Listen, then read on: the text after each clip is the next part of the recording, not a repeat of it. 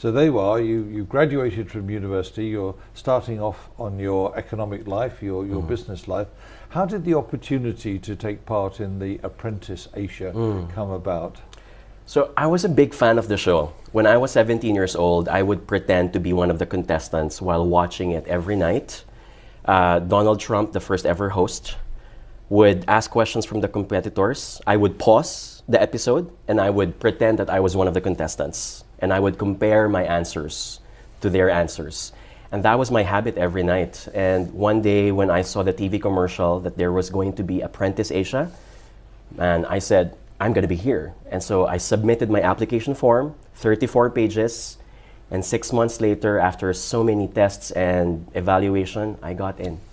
And tell me about the format of Apprentice Asia. Was it the same format as the one in the UK and the one in the USA? It is the same. So in our case, there were 12 competitors, and every episode you're given a task: marketing, sales, negotiation. If you win as a team, you proceed to the next round.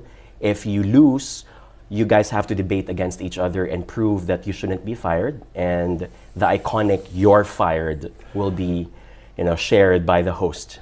So who was the equivalent of Donald Trump or Alan Sugar? For Apprentice Asia, it's Mr. Tony Fernandez. He's the CEO and founder of AirAsia, which is the world's largest low-cost airline. And is he a very well-known and respected business figure in the Philippines? Yeah.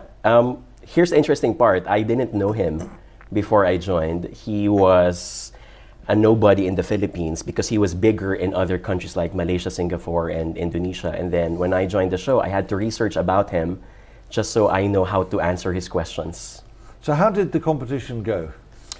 Very competitive. So this is the only franchise, arguably, that has different nationalities. Unlike Apprentice UK or Apprentice United States, you have people from similar country. But in this case, Indonesia, Philippines, Malaysia, Singapore. We even had an expatriate from France who represented China.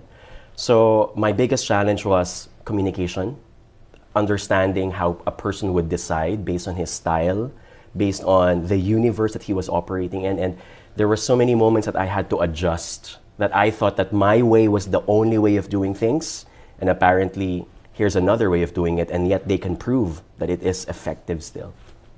What were some of the tasks you were given? Can you remember? The task that I will never forget, which really shook my world, was we were asked to trade stocks on a platform. It was sponsored by a software company. We were given $20,000 US, and we lost money in that episode. We still won, only because we were the ones who had the least amount of losses. So that shook my world because I never traded in the stock market. And I guess the competition is about pushing you to beyond your limits. So there you are, you contest the different rounds, you get through the different rounds. Tell me about the final.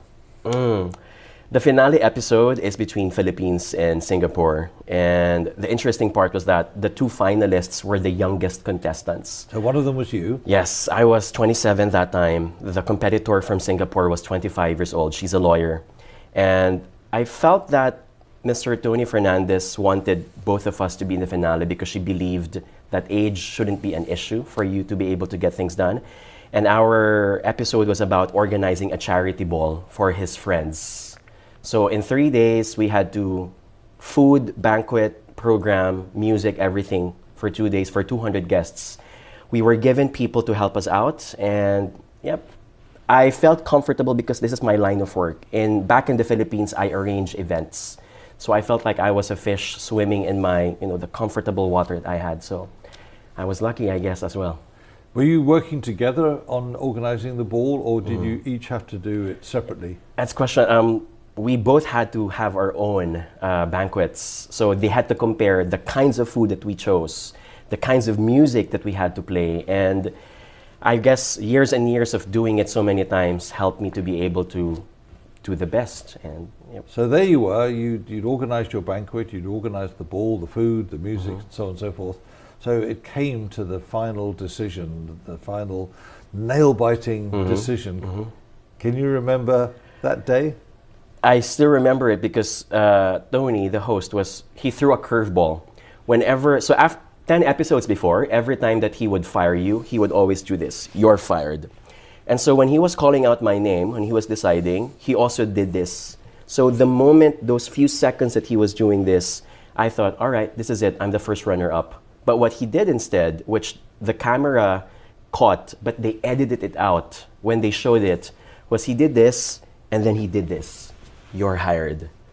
And so when he did that, like, wow, this is it. Like, all those weeks and weeks of hard work and finally paid off. And then after the show, I told him, wow, that was a great joke, Tony. I really thought you were going to chop my head off. And I thanked him afterwards.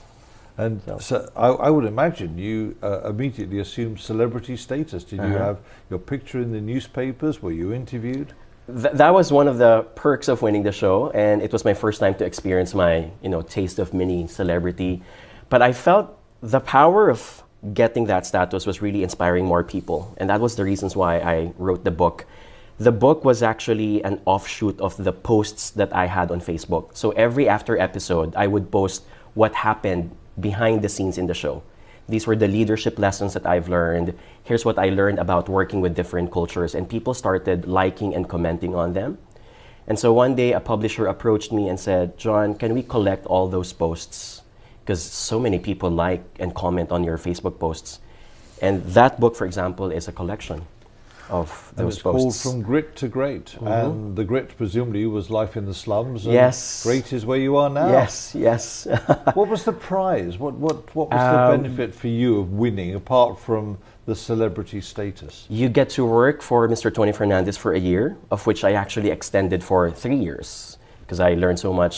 And a 6-digit figure salary, which is the typical price of an apprentice in all countries. And it was a very worthwhile experience working Very worthwhile, apart from the free flights that you get. For me, the biggest prize was meeting so many people in my life that I felt I would have never met at all have I been clocking the same day job in Manila. So that's the most thankful for.